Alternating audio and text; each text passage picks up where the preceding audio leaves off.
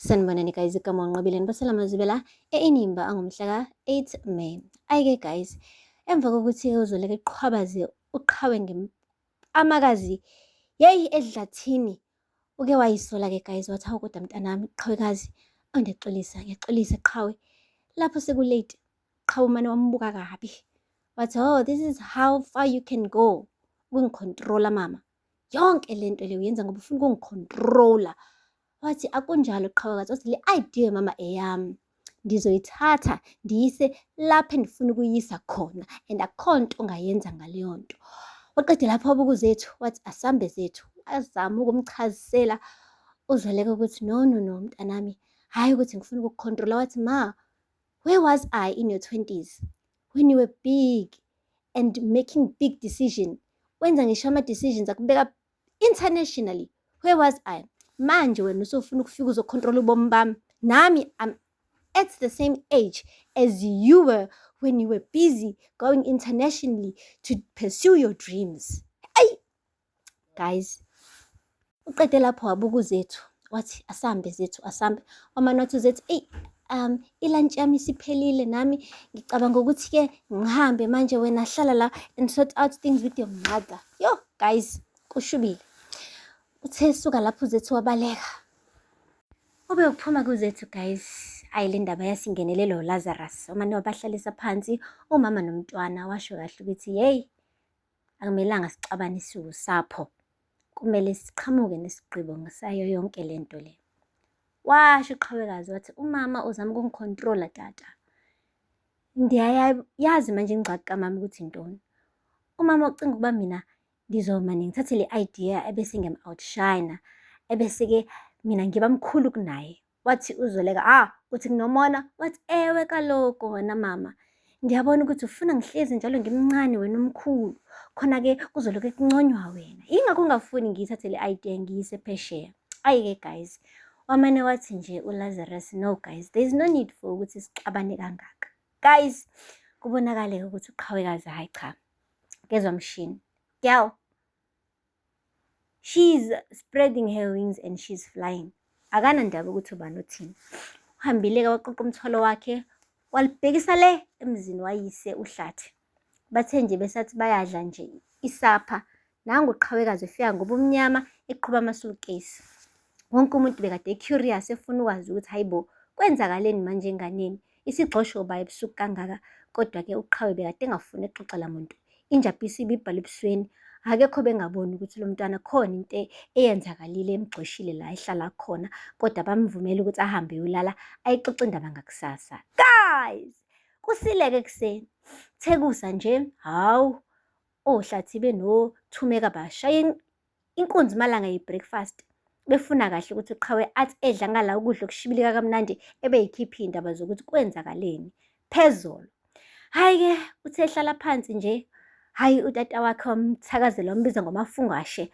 Wathi Mafungwashe wami, ungakhathazeki, kukini apha, hlala phansi unethezeke, kodwa ungixelele kwenzeke ntoni.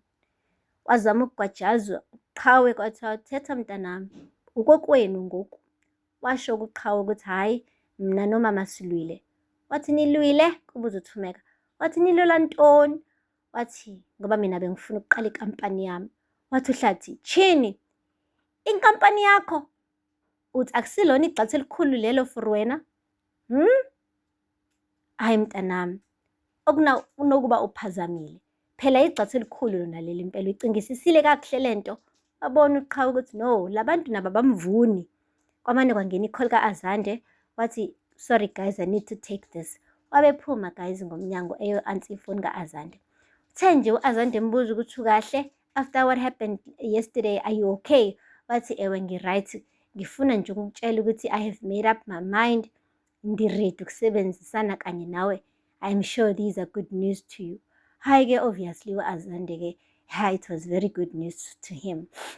Uhambile ku-Azande wayofonela uBill William wale phesheya kwey'lwandle, okuyena phela-ke oney'mali zokufanda-ke le idea kaqhawe. Usho kahle ukuthi oh, the girl is on board. Good.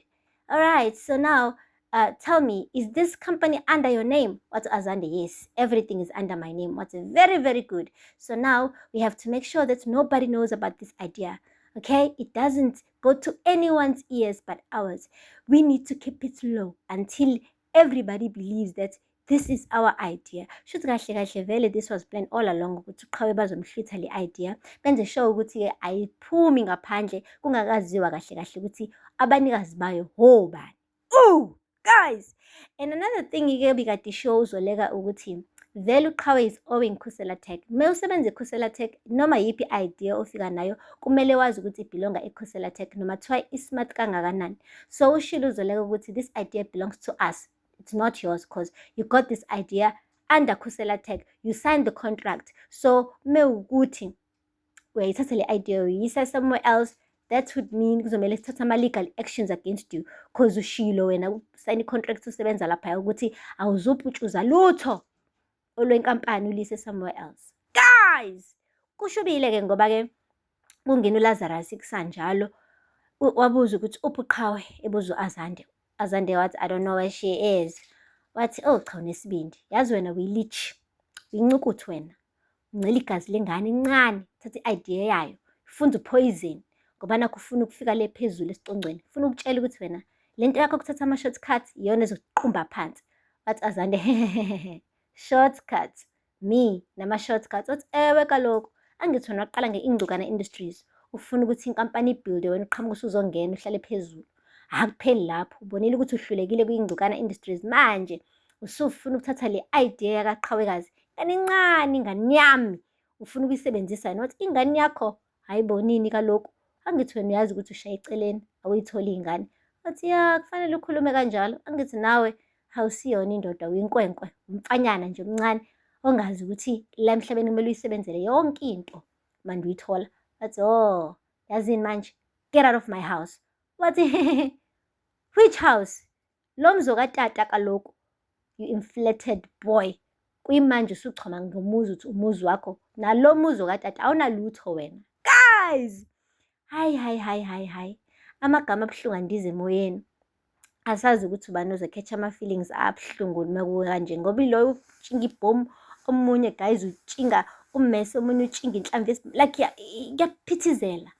kuyaphithizela kongcukana nako-Big-Hitcha guys, kubuhlungu kunzima, kuma-peketwana makunje.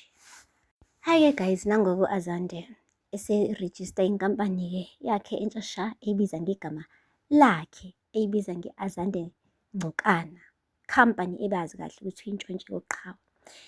Ngoba kuthiwa impela into mingesiyona yakho akusiyona yakho. Uthe nje sathi uyayisendela uBill Williams kwamane kwathi low battery kwi-laptop yakhe. Hayi nanguya esenyuka ama-step la ndi-charger kanti uzothi esanjalo nje kungena uqhawe elethwa-ke isisebenzisa khona lapha endlini le hlala khona-ke u-Azande.